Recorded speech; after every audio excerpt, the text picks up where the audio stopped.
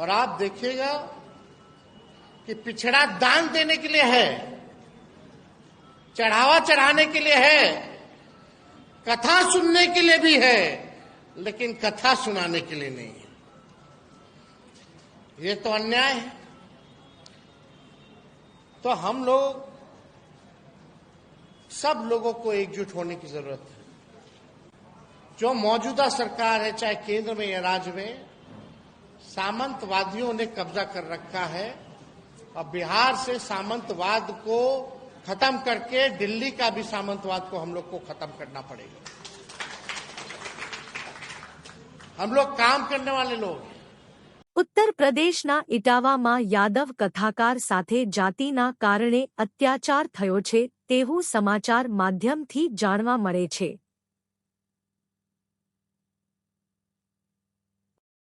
અન્યાય અત્યાચાર કરનારા બ્રાહ્મણ વર્ગના છે તેમ જાણવા મળે છે। યાદવ કથા વાચકની ચોટલી કાપી નાખી માથે મુંડન કરવામાં આવ્યું, તેનું હાર્મોનિયમ તોડી નાખ્યું, નાક ઘસડીને માફી મંગાવી, કથાવાચક ઉપર માનવ મૂત્રનો છંટકાવ પણ કરવામાં આવ્યો તેમ સોશિયલ મીડિયામાં જાણવા મળે છે। જો ભવિષ્યમાં ભારત દેશ હિન્દુ રાષ્ટ્ર બને તો શું થઈ શકે તેની એક ઝલક જોવા મળી। આ ઘટનાને લઈને પોલીસના ઉચ્ચ અધિકારીને કથાવાચક અને સમાજવાદી પાર્ટીના કાર્યકરોએ ફરિયાદ અને આવેદનપત્ર પણ આપેલ। સમાચાર મીડિયામાં જોવા મળે છે કે હિન્દુ ધર્મના વડા શંકરાચાર્ય પણ એક કહે છે કે કથા કરવાનો અધિકાર ફક્ત બ્રાહ્મણને જ છે। ઓબીસી એસસી એસટી સમાજના જે લોકો હિન્દુત્વનો ઠેકો લઈને દોડતા હોય છે તેમને આમાંથી બોધપાઠ લેવો જોઈએ કે જે ધર્મમાં તેમનું સ્વમાન સ્વાભિમાન નથી તેવા ધર્મનો ઠેકો લઈને શા માટે દોડવું જોઈએ, આ સવાલ ઊભો થાય છે।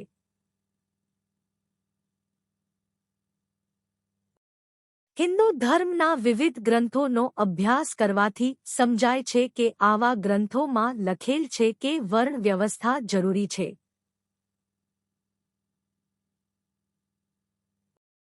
વર્ણ વ્યવસ્થા હિન્દુ ધર્મનો પાયો છે। આને હિન્દુ ધર્મ ગ્રંથો અનુસાર 4 વર્ણમાં ફક્ત બ્રાહ્મણ શ્રેષ્ઠ છે। શૂદ્રો માટે તો ઉપરના 3 વર્ણની નિસ્વાર્થ ભાવે સેવા કરવી એ જ ધર્મ છે।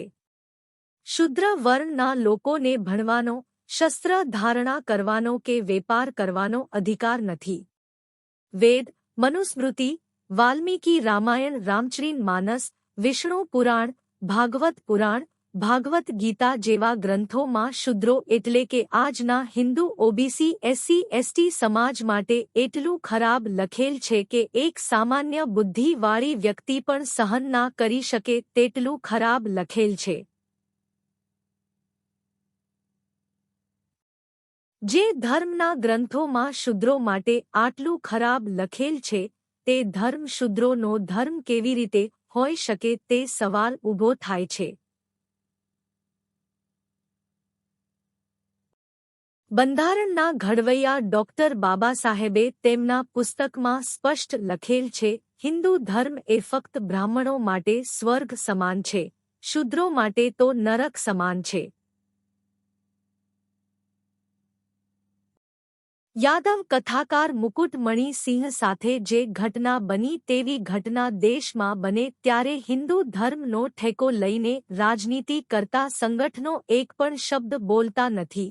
જ્યારે શૂદ્રોના મત જોઈએ ત્યારે હિન્દુ હિન્દુ કરીને પાનો ચડાવે છે। આ બાબત પણ ઓબીસી એસસી એસટી સમાજના ભાઈઓ બહેનો એ નોંધ લેવી જોઈએ। બામસેફના વડા માનનીય વામન મેશ્રામ તો સ્પષ્ટ કહે છે કે હિન્દુ નામનો કોઈ ધર્મ નથી, હિન્દુ ધર્મ એ ખરેખર બ્રાહ્મણ ધર્મ છે। ઓબીસી સમાજના રાજકીય નેતા સ્વામી પ્રસાદ મૌર્ય તો કહે જ છે કે હું ઘણા સમયથી કહું છું કે જેને આપણે હિન્દુ ધર્મ કહીએ છીએ તે હિન્દુ ધર્મ નથી પરંતુ બ્રાહ્મણ ધર્મ છે।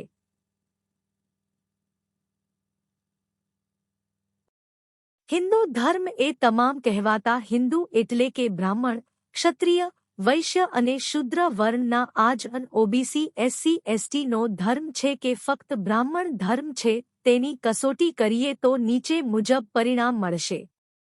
હિન્દુ ધર્મના સર્વોચ્ચ વડા 4 વર્ણમાંથી ફક્ત બ્રાહ્મણ જ બની શકે. મંદિરના પૂજારીમાં ફક્ત બ્રાહ્મણોનો એકાધિકાર જોવા મળે છે.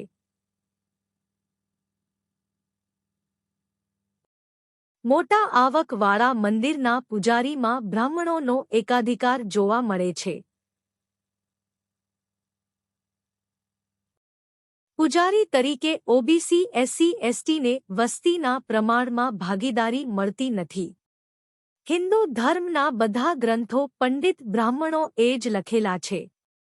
બધા ગ્રંથોમાં ફક્ત બ્રાહ્મણોને દાન દક્ષિણા આપવાનો મહિમા દર્શાવેલ છે.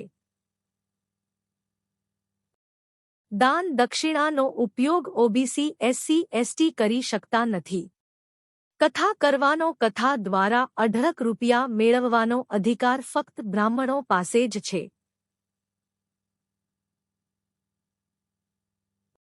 મોટા આવક ધરાવતા મંદિરોના ટ્રસ્ટીઓ ફક્ત બ્રાહ્મણો જ જોવા મળે છે. અયોધ્યા બાબરી મસ્જિદ સંઘર્ષમાં સૌથી વધુ ઓબીસીના લોકોના મોત થયા છે, પરંતુ ટ્રસ્ટી બધા બ્રાહ્મણોને બનાવ્યા છે.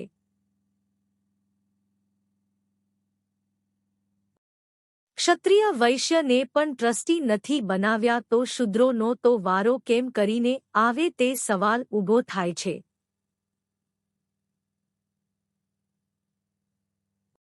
શૂદ્ર વર્ણના ઓબીસી એસસી એસટી એ તો ફક્ત સેવા કરવાની, દાન દક્ષિણા આપવાની. આ બધી હકીકતો જોતા એવું લાગે છે કે હિન્દુ ધર્મ એ તેમાં હિન્દુઓ એટલે કે ઓબીસી એસસી એસટી ક્ષત્રિય વૈશ્યનો ધર્મ નથી, પરંતુ ફક્ત બ્રાહ્મણ ધર્મ છે. એટલે જ ભારતના સૌથી વિદ્વાન ડોક્ટર બાબાસાહેબે બધા ધર્મોનો અભ્યાસ કર્યા પછી બૌદ્ધ ધર્મની દીક્ષા લેવાનું નક્કી કર્યું અને 14 ઓક્ટોબર 1956ના રોજ પોતે પહેલા બૌદ્ધ ધર્મની દીક્ષા લીધી અને બાદમાં 2 દિવસમાં લાખો ઓબીસી એસસી એસટી સમાજના હિન્દુ ભાઈઓ બહેનોને દીક્ષા આપી. આપણે સૌ ઓબીસી એસસી એસટી સમાજના ભાઈઓ બહેનો એ ડોક્ટર બાબાસાહેબ આંબેડકરે આપેલ આદેશ મુજબ આપણો સર્વાંગી વિકાસ કરવો હોય તો તમામ ઓબીસી એસસી એસટી એટલે કે શૂદ્ર વર્ણના લોકો એ બૌદ્ધ ધર્મની રાહ ઉપર ચાલવું પડશે. હિન્દુ ધર્મમાં તો આવા અપમાન થતા જ રહેશે. આપણા ઓબીસી એસસી એસટી સમાજના લોકોને કથા કરવાનો ખરેખર શોખ હોય તો આપણા પૂર્વજ મહામાનવ જેવા કે ગૌતમ બુદ્ધ, સંત કબીર સાહેબ, જ્યોતિબા ફૂલે, પેરિયાર રામાસ્વામી, સમ્રાટ અશોક, બિરસા મુંડા, શિવાજી મહારાજ, શાહુજી મહારાજ, ડોક્ટર બાબાસાહેબ આંબેડકર, માતા સાવિત્રીબાઈ ફૂલે, માતા રમાબાઈ, વીરાંગન ઝલકારીબાઈ, માનનીય કાંશીરામ સાહેબ જેવા આપણા ઓબીસી એસસી એસટી સમાજમાં જન્મેલા પૂર્વજોની કથા કરવી જોઈએ.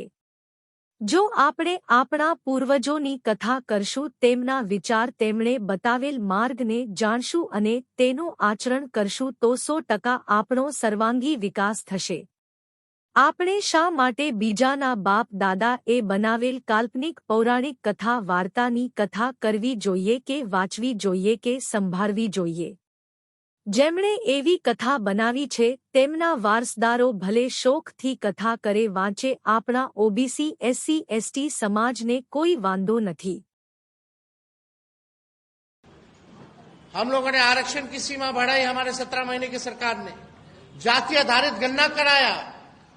जब हम लोग 65% आरक्षण कर दिए तो ये भाजपा के लोग जो है आरक्षण को रोक करके कोर्ट कचहरी जो है वो जाने का काम किए, फंसा करके रखे.